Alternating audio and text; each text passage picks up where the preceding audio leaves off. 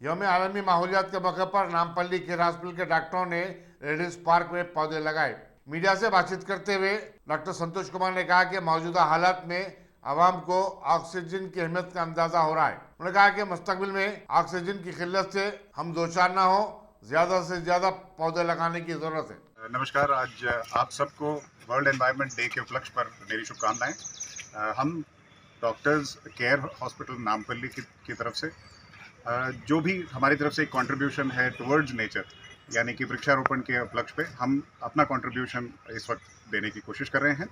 आप सभी जानते हैं कि जो पेड़ पौधे पूरा जीवन का संरक्षण करते हुए हमारे लिए बिल्कुल अनिवार्य हैं, आज की तारीख में ये और ज़रूरी है कि हम ज़्यादा से ज़्यादा वृक्षारोपण करें, ताकि जो मौसम की तब्दीली है और बाकी सब जो समस्याएं हैं, इन सब के साथ भी हम अच्छी तरीके से जूझ सकें।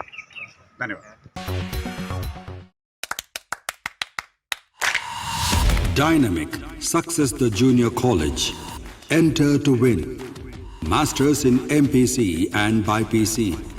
Integrated coaching for NEET, IIT, JEE.